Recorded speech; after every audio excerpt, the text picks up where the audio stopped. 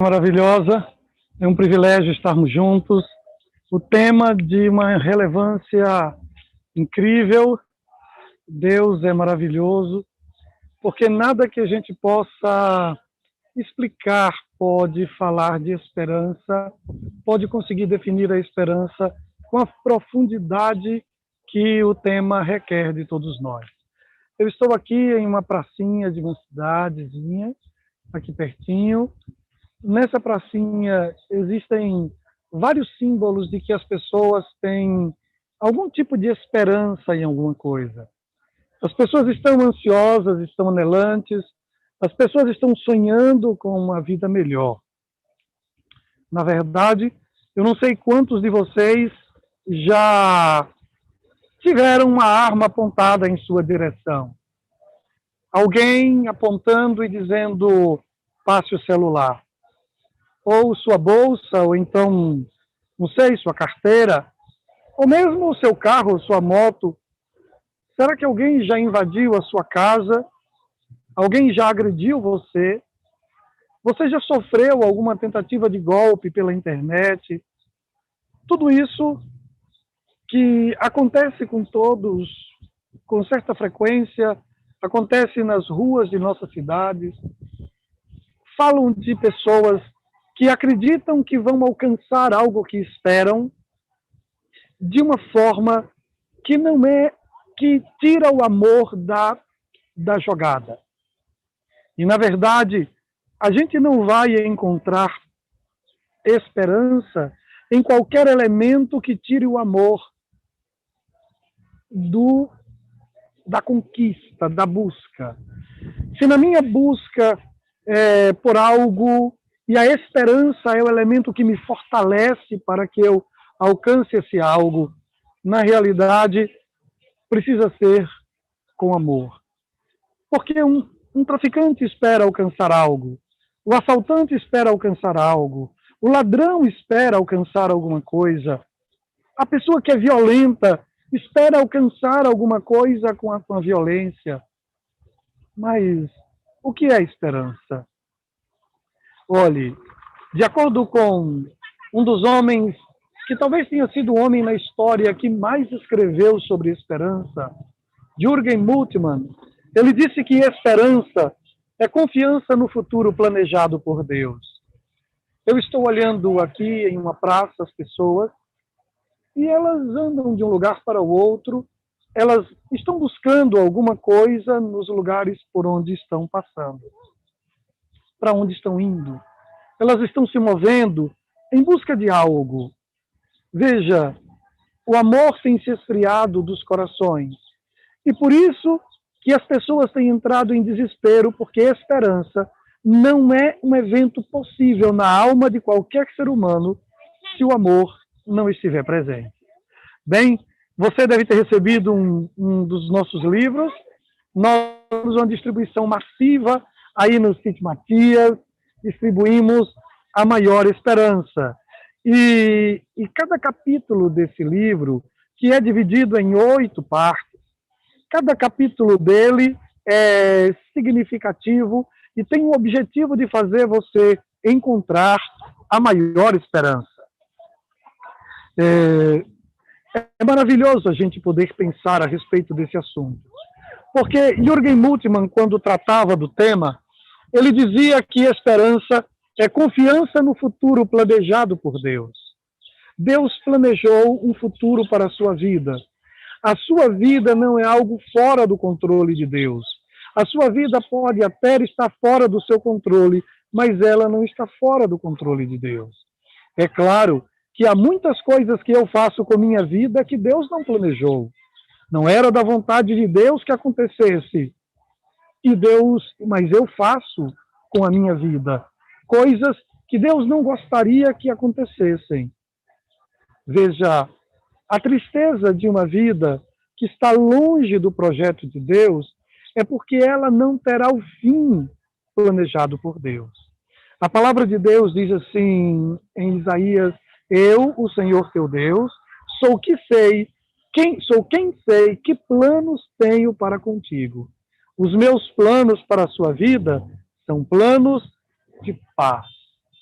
Eu estou andando aqui por uma praça, estou caminhando aqui, olhando os rostos das pessoas. E você sabia que esperança é uma coisa que pode ser vista no rosto das pessoas? Você sabia que nós podemos encontrar esperança em um olhar? Esperança é muito melhor visto nos olhos do que propriamente nas palavras de alguém. Uma pessoa pode até falar belamente sobre esperança, pode falar de uma maneira linda sobre esperança, sem, na verdade, saber o que é esperança ou tê-la em seu coração. Esperança não é algo possível sem amor. Não é. Porque, porque um traficante, um drogado, um assaltante, até um violento, eles esperam com seus atos para alcançarem algum propósito. Mas esperança é algo muito maior do que isso. Quem tem esperança verdadeira abandona as próprias forças, abandona a confiança em si mesmo e deposita no Senhor a força, a confiança para que tudo saia em harmonia com o projeto dele. Ele tem um projeto para a minha vida e ele tem um projeto para a sua vida também. É importante a gente entender que não é possível esperança sem amor. Isso não é possível. Jürgen Moltmann estava em era o final da Segunda Grande Guerra Mundial.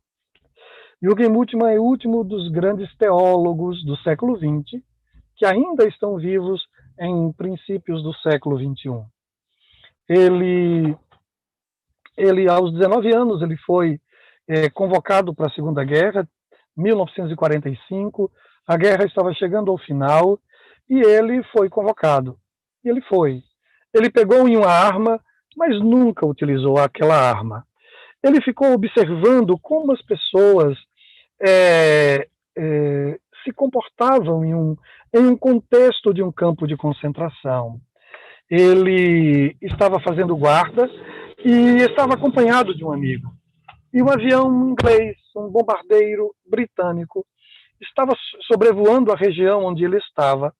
E, incrivelmente, o avião soltou uma bomba e esse amigo que estava com ele se afastou um pouquinho só para poder urinar e a bomba caiu a uma distância que partiu o amigo dele ao meio. Foi uma experiência extremamente dura enfrentada por Moltmann. Ele era um jovem, 19 anos, ele era ateu, a expectativa dele era ir para a universidade, fazer matemática, ele era filho de pais ateus também, e ele queria só fazer matemática na universidade. E quando ele viu aquela cena, no impulso, ele olhou para o céu, olhando para o céu, ele disse: meu Deus! E depois daquele ato, ele ficou se perguntando o que aconteceu comigo, que sou ateu, quando uma tragédia aconteceu, em meio à tragédia, que me fez olhar para o céu e clamar por Deus, sem que eu tenha fé. O que existe em mim que me chama para Deus? Um outro pensador chamado Jacques Lacan, ele disse que a consciência é um umbigo da alma, ou melhor, Viktor Frankl. Ele disse que a consciência é um umbigo da alma, ou seja, ele queria dizer que assim como o seu umbigo diz que você esteve ligado a alguém no seu passado, você veio de alguém, a sua consciência também diz que você tem uma origem espiritual. Assim como seu umbigo diz que você tem uma origem, sua origem, em outro ser humano, a sua consciência diz que você tem sua origem em alguém que não é físico, que não é humano, que não é daqui. Sua consciência diz que você tem uma origem sobrenatural. Sabe, minha gente querida, Existem muitas expectativas no ar. O assaltante não tem esperança, ele tem expectativa. O viciado em drogas, ele tem expectativa de que vai encontrar satisfação, de que vai aliviar a dor, mas ele vai apenas adiar a dor. Não tem como aliviar a dor sem a esperança verdadeira. O texto sagrado, em Filipenses capítulo 4, a partir do verso 13, diz claramente: não quero, meus amigos, que vocês sejam ignorantes a respeito dos que já morreram, como que não têm esperança, como os que não têm esperança. A palavra de Deus aponta nesse texto que a esperança é um instrumento divino para tirar a tristeza de nossa vida. Esse livro que você tem na sua casa é um instrumento divino para retirar a tristeza da sua vida. Mas você me pergunta, pastor, de onde vem a tristeza? Viria a tristeza dos infortúnios? Será que são os problemas da vida que trazem tristeza para minha alma? Olhe, a filosofia mais antiga, inclusive a filosofia dos sofistas, dos pré-socráticos, diz que qualquer pessoa que olhe muito para si mesma ficará inevitavelmente triste. É impossível para alguém que olha muito para si mesma não entristecer-se. A tristeza que oriunda de um olhar egoísta, de um olhar narcisista, que é uma característica da nossa cultura. A nossa cultura, ela vive uma epidemia de superficialidade.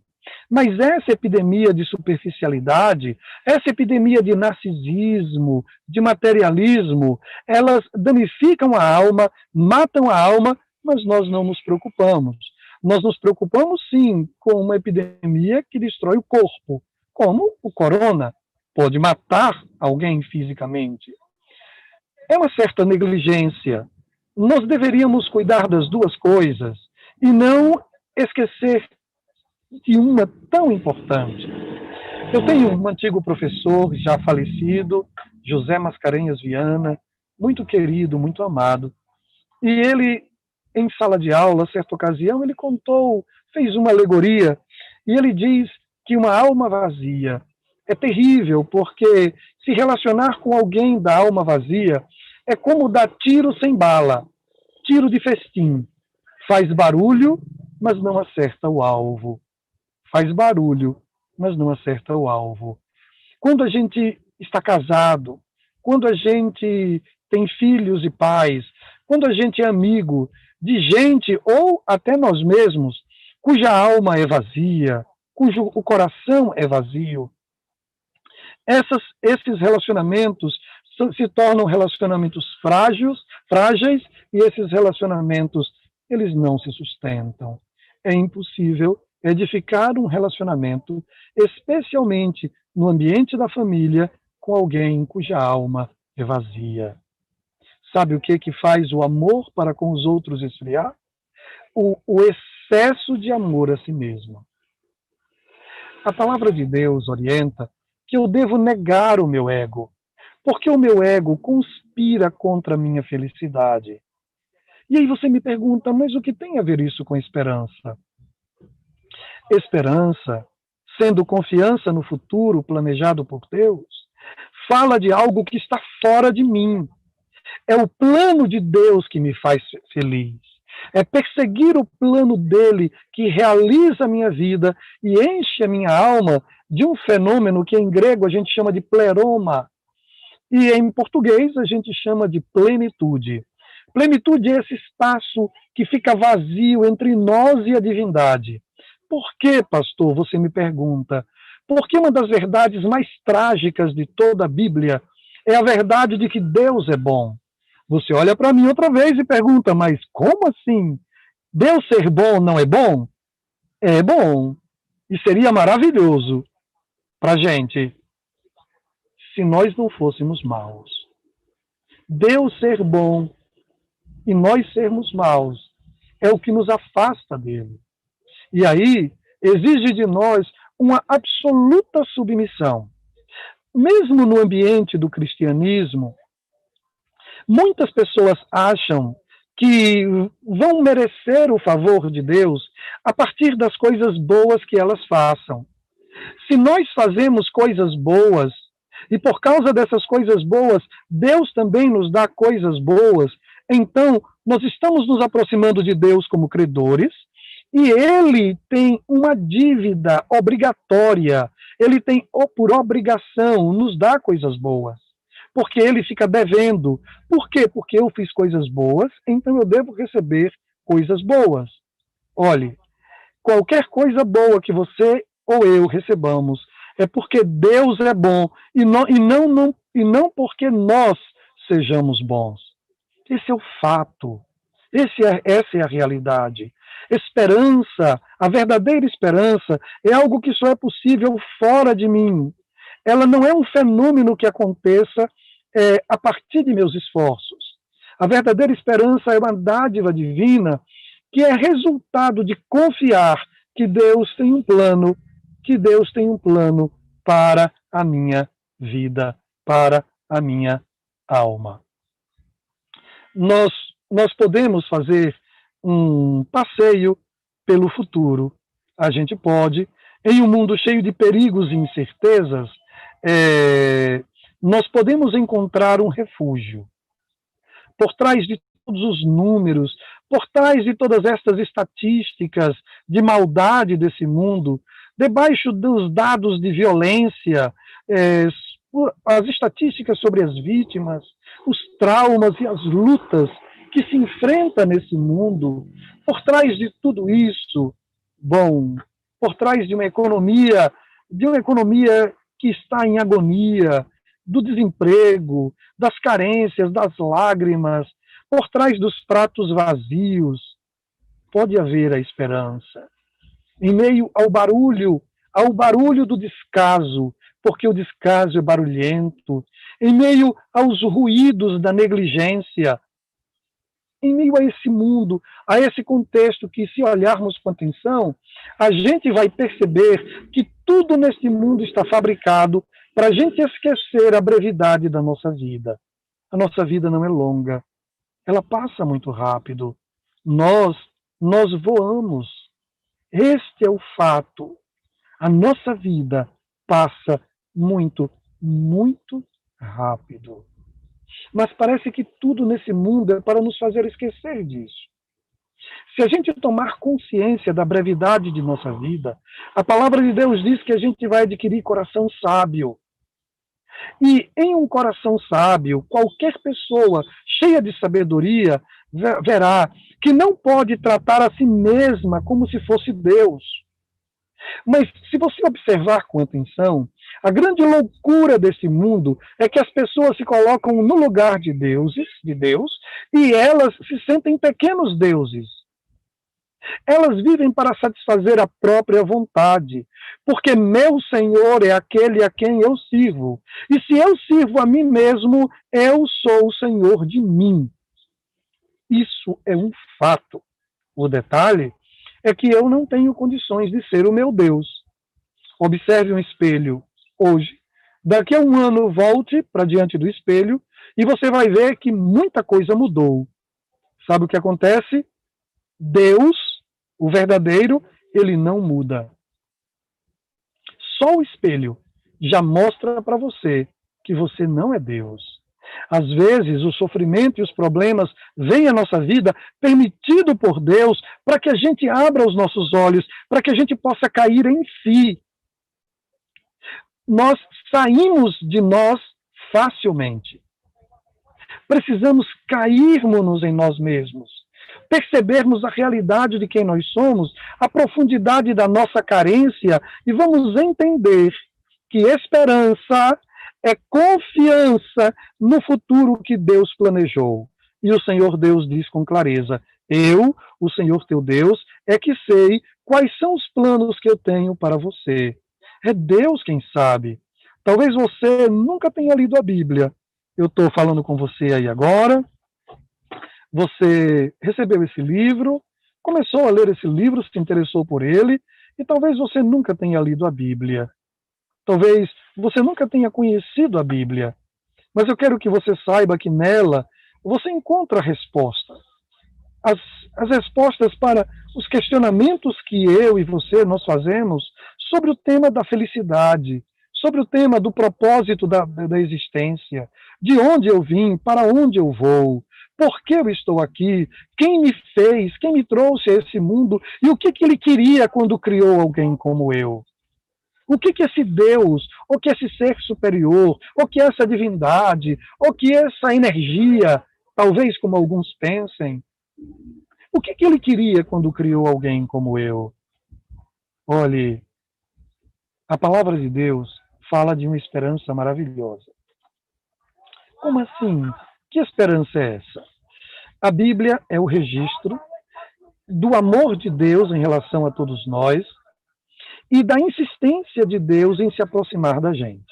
Que tipo de Deus é o nosso? O nosso Deus, ele é comunicativo. O texto bíblico diz que ele fala muitas vezes e de muitas maneiras. Ele não fala só de uma forma, ele fala de várias formas. Ele fala através de sonhos, de visões, de profetas. Ele fala através de sua palavra. Ele fala através do livro da natureza. O nosso Deus, ele se comunica conosco. Ele tem interesse em que a gente conheça o plano dele. Porque essa é a questão, pastor. Se esperança é confiança no futuro planejado por Deus, então me diga, qual é o futuro que Deus tem planejado para mim? É porque a gente quer saber cada hora do dia, cada passo que vamos dar. O que Deus apresenta sobre nosso futuro? Ele apresenta o seu plano de redenção. Ele apresenta a vontade dele em transformar você em uma bênção. Mas a gente tem enfrentado alguns problemas. Entre eles, a maioria dos cristãos vão às igrejas para receberem bênçãos. Mas não é essa a dinâmica da Escritura. A dinâmica da Escritura é que quem for à igreja, vá. Quem buscar ao Senhor, seja uma igreja ou não. Mas quem buscar ao Senhor, esteja consciente que Ele quer te transformar em uma bênção, te devolver ao seu ambiente, à sua família, ao seu local de trabalho, à sua moradia, aos seus vizinhos. Ele quer te devolver para que você, cheio da paz, de alegria, de equilíbrio, de esperança, de amor, tudo isso adquirido na relação com Ele, a vontade dele é que você seja a bênção. Ao invés de simplesmente ir a um lugar buscar uma bênção. O plano de Deus é muito maior.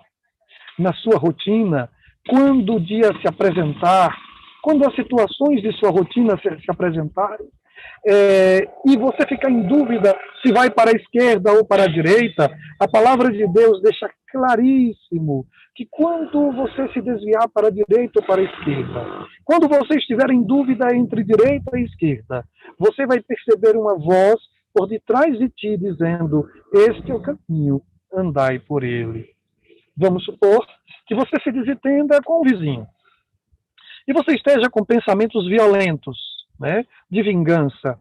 Se você perguntar a Deus: meu Deus, é de sua vontade que eu faça isso que eu estou pensando? Olhe, eu tenho certeza que o Senhor vai intuir em seu coração o que você deve fazer. E eu estou seguro que Ele não vai assinar embaixo dos pensamentos de violência. É fácil você entender o que eu quero dizer. Você já viu uma pessoa que é casada, mas está insatisfeita com o casamento e quer se separar. E então essa pessoa, querendo a separação, ela começa a procurar outras pessoas. Mas dificilmente ela procura pessoas de casamentos estáveis, equilibrados, pessoas realizadas na vida matrimonial. Ela sempre procura pessoas que já são divorciadas também. Porque, na realidade, elas querem um apoio para o desejo. Mas se eu fizer ao Senhor meu Deus, se eu consultá-lo e fizer uma pergunta sincera, ele vai impressionar meu coração com o caminho pelo qual eu devo seguir. Ele não vai me deixar sem resposta. Seguro que não vai. A maior esperança é um conteúdo que vai encher a sua vida de alegria. E quando você toma a Bíblia, em Êxodo, lá no capítulo 25, verso 8, Deus apresenta o sonho dele. Você vai ver que em toda a Escritura esse é o sonho de Deus. E no sonho dele, ele diz assim: faça para mim um santuário, eu, Senhor teu Deus, quero morar com vocês. E aí está, eu quero morar com vocês, eu quero habitar com vocês. Bom, o tempo passa, e é interessante porque o santuário é construído, é uma forma que Deus tem de se fazer presente. É interessante porque em teologia a gente costuma dizer que os homens usam máscaras para se esconder e Deus usa uma máscara para se revelar. Deus vem na forma do filho dele. A pessoa de Deus e seu caráter é apresentado a gente através de parábolas, através de um ritual do santuário, através de um animalzinho que é um cordeiro imolado e sacrificado. Então, essa é uma forma de Deus mostrar quem ele é sem aparecer. Ele se apresenta, ele apresenta a sua pessoa sem aparecer. Você vai perceber que é um costume de Deus agir dessa forma. E por todo o texto bíblico, o desejo de Deus é sempre estar conosco. Esse desejo é tão intenso, que quando chega no Novo Testamento, Deus tem um filho. O nome dele é Jesus Cristo. E ele disse: coloquem no meu filho o nome de Emanuel. No meu filho, disse Deus, eu vou colocar o nome do meu sonho. O meu sonho é habitar com vocês, é estar convosco. Então, o nome do meu filho será Emanuel, que traduzido é Deus conosco. Veja o que é uma fixação. Deus é fixado na ideia de estar conosco. Ele é fixado a essa ideia. Ele não se desliga dela, ele não esquece essa ideia, ele não abandona esse plano. É um plano insistente dele de não lhe deixar sozinho. Jesus Cristo tinha terminado a sua missão, os 3 anos e meio com os apóstolos havia encerrado, ele foi crucificado, e agora ele já havia ressuscitado e estava pronto para ascender aos céus. E no momento da ascensão, ele diz: eu estou com vocês todos os dias até a consumação dos séculos. Uma preocupação. Aí ele se faz presente com todos nós através da pessoa do Espírito Santo. E ele está tão preocupado em não nos deixar sozinhos que ele diz: não vos deixarei órfãos, não vou deixar vocês órfãos. Ele insiste nisso. Aí ele diz: é importante que eu vá, porque se eu não for, o Consolador não virá. O Consolador, o Espírito Santo, que o Pai enviará em meu nome. Ele vos ensinará todas as coisas e vos fará lembrar de tudo que eu vos tenho dito. O Espírito do Senhor é quem torna Cristo presente em nossa rotina. E ele é que vai apresentar ao Pai. No relacionamento com ele, você vai conhecer os planos dele para a sua vida. Você vai conhecer os planos do Senhor. Será maravilhoso, você não acha? Conhecer, saber o que Deus quer para a sua vida. Olha, não é difícil. A palavra de Deus, primeiro que ela coloca a sua vida diante de você e você tem a liberdade de escolher. A forma de saber o que Deus quer é a mesma forma de provar se um profeta ou se uma mensagem é verdadeira ou não. A forma de saber se essa mensagem aqui, por exemplo, que eu estou compartilhando com vocês, a forma de saber se ela é verdadeira é prová-la com a palavra de Deus. Eu já mencionei aqui aproximadamente uns 8 textos bíblicos. Tá? Por quê? Porque tudo que se fala, se vem de Deus, precisa estar fundamentado na palavra de Deus. A palavra de Deus é que vai dizer se uma coisa é verdadeira ou não. É a palavra de Deus que vai orientar você se você deve dizer sim a esse namoro ou não. Sim a este casamento ou não, antes de casar.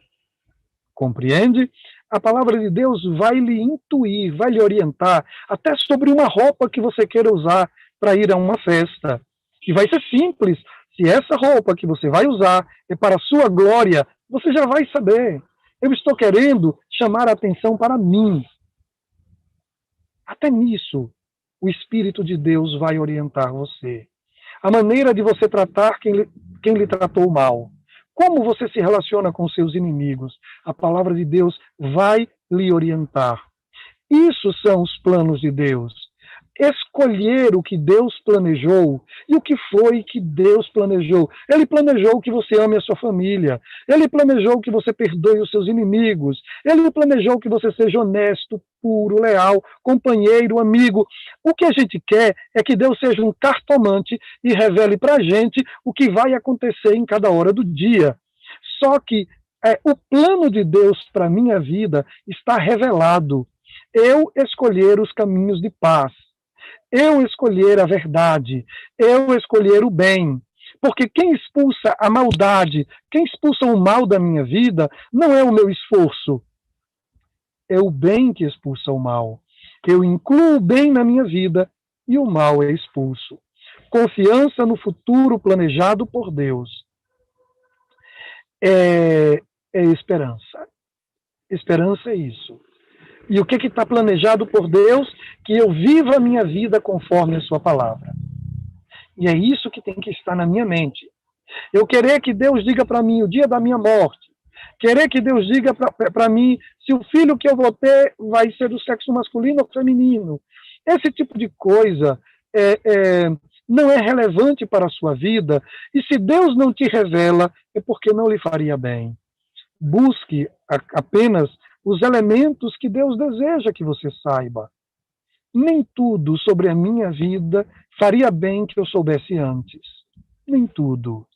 A maior esperança fala do sonho de Deus finalmente realizado, que é o sonho dele de morar para sempre conosco. Depois de tudo isso, depois de ter ido embora, ter dito aos discípulos que voltaria, ele disse algo muito interessante. Ele disse, olhe, não se turbe o vosso coração. Crede em Deus, crede também em mim. Na casa do meu pai há muitas moradas. Se não fosse assim, se não fosse dessa forma, eu já teria dito a vocês, eu vou preparar lugar, porque o sonho do meu pai vai se realizar, porque é o meu sonho também. Onde eu estiver, vocês estarão comigo. Deus é insistente no sonho de estar conosco para sempre. O nosso Deus não desiste desse propósito, não desiste desse ideal, ele não desiste deste sonho. Então, a maior esperança agora é o retorno do Senhor Jesus Cristo, para realizar o sonho dele de viver conosco para sempre. Ao lado dele não existirá mais morte, nem pranto, nem dor. Ao lado dele não haverá mais aflição, não haverá mais medo do futuro.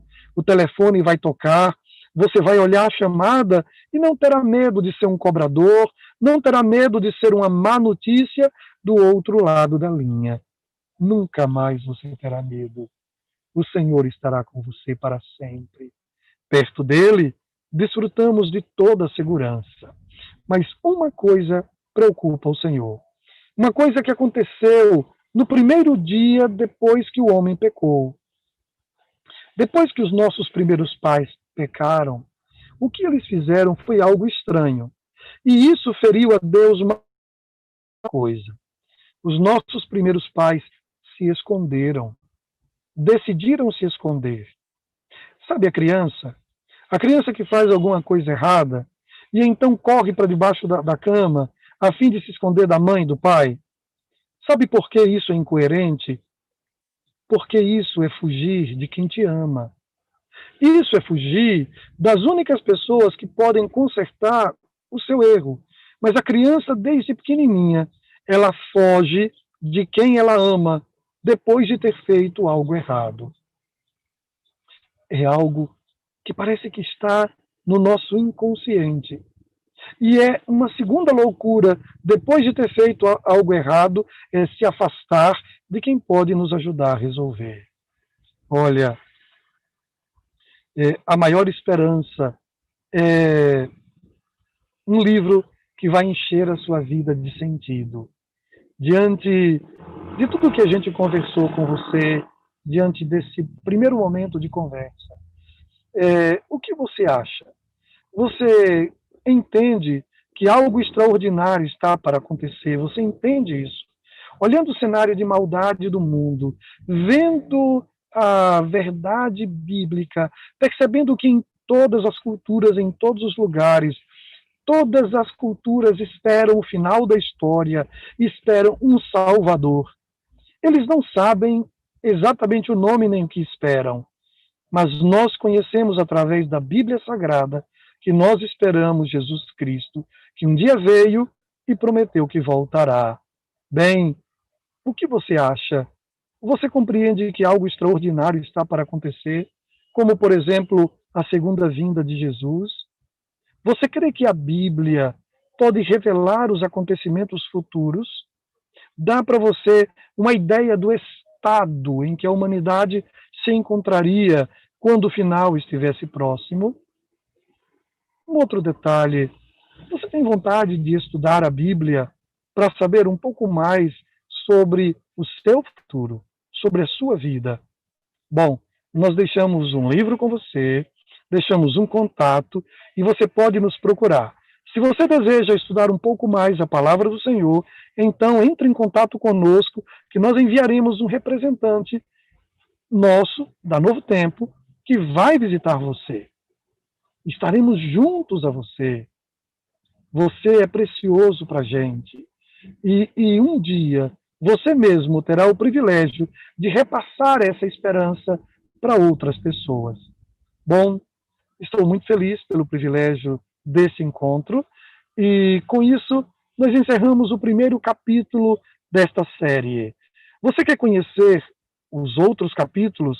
Você quer discutir conosco? Quer comentar conosco esse primeiro capítulo? A gente pode lhe visitar. Você deseja também conhecer os seguintes? Bom, nós teremos outros encontros como este. Você só precisa entrar em contato conosco. Nós te passamos o link e aí nós teremos um novo encontro, desta vez sobre a era das fake news. É assim que estamos vivendo hoje, não é? A era das fake news. Será uma alegria compartilhar todo este livro, A Maior Esperança, um livrozinho simples, fininho, mas maravilhoso, que eu sei que vai transformar a sua vida. Deus abençoe a você. Obrigado pelo privilégio de estarmos juntos aqui, de compartilharmos este momento.